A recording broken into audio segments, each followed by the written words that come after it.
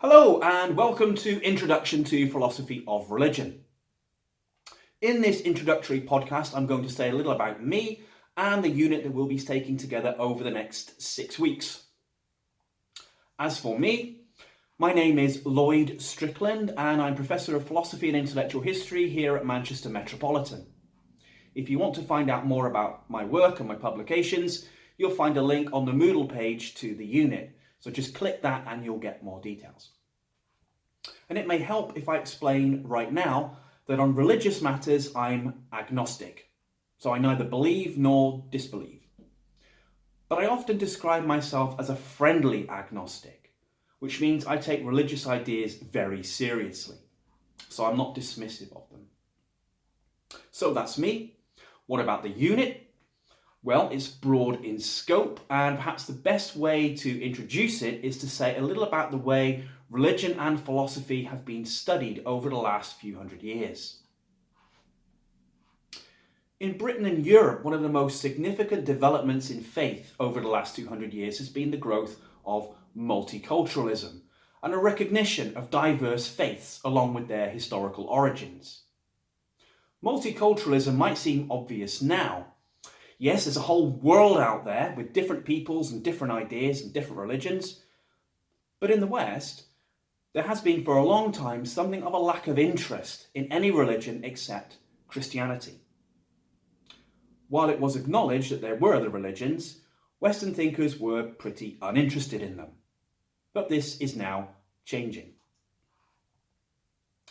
And there has been a similar development in philosophy with a growing recognition that philosophy is not simply something that's unique to white people in Europe, but something to be found in all peoples across the globe.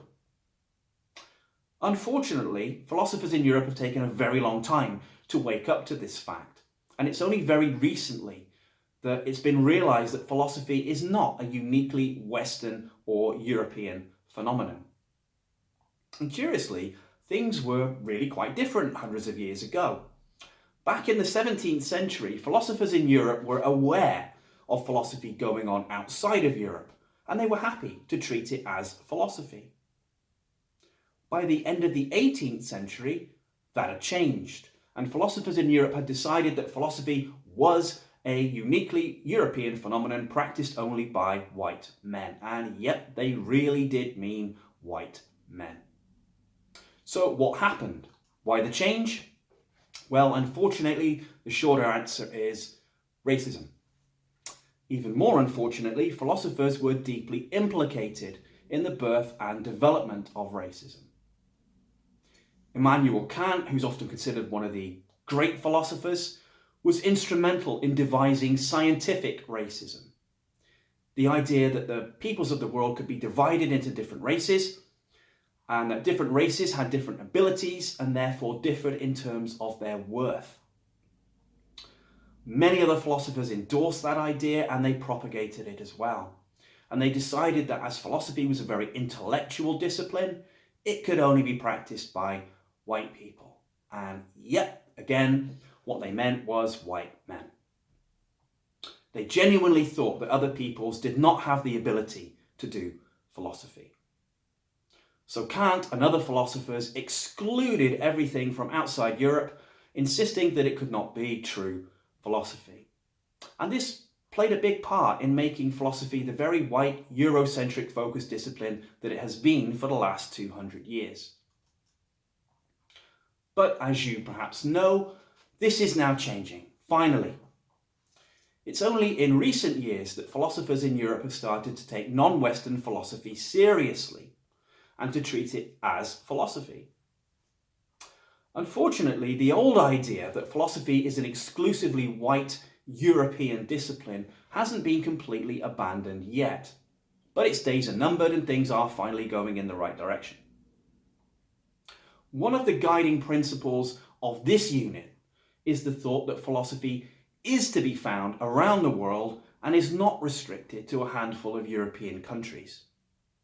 And this opens us up to looking at philosophy of religion in a different way.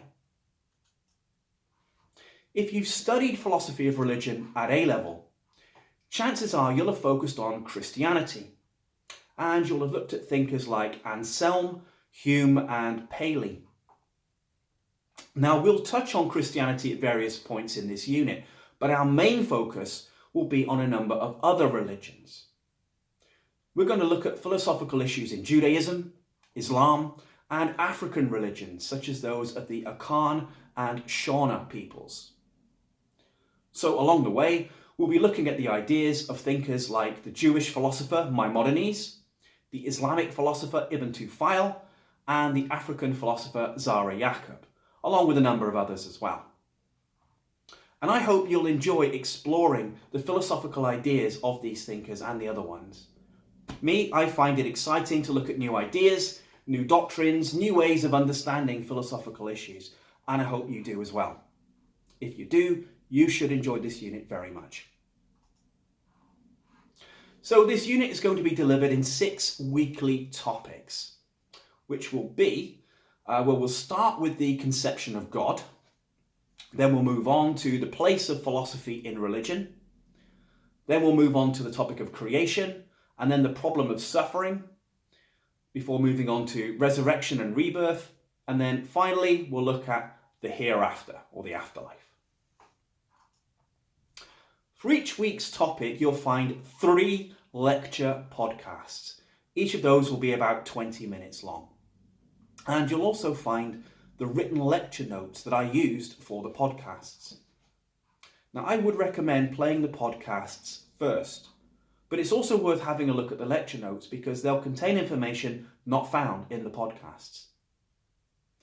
To be specific, in the written lecture notes, you'll find some quotations that weren't used in the podcasts, but more importantly, in the written lecture notes, I indicate the sources for the claims that I make and for the information that I provide. And you'll find all of that in the footnotes. So if you want to know where my claims come from, have a look at the references in the footnotes. And this will also help you when it comes to doing your assignments, because we want you to provide references to support the claims that you make as well. So you can get an idea of what's required by looking at how it's done in the written lecture notes. And if you want further information, there's a document on how to reference on the main Moodle page for BA Philosophy. So returning then to the Moodle page for the unit, you'll also find a reading list for each week and a short weekly podcast giving a brief summary of each item on the reading list, so you can decide which items you'd like to focus on. These short podcasts are entitled Basement Philosophy, and the reason for that will become clear when you play them. The reading list for each week will include things like books, journal articles, as well as videos, podcasts, and short internet pieces. As a general rule, the videos, podcasts, and short internet pieces are useful starting points if you're unfamiliar with a topic. They can just help to ease you in. But the books and journal articles are where you'll find the best information, so please make sure you check out some of those. And I would recommend making notes on everything that you read. You will find this phenomenally helpful, and it's going to save you from having to reread everything further down the line. So anyway, there's a podcast for each week that offers a brief summary of each item on the reading list. Okay, well, I think that's it. I hope you enjoy the unit and exploring ideas and thinkers that may be new to you. So when you're ready, please go to week 1, do the brief exercise that's noted there, and then make a start on the podcasts.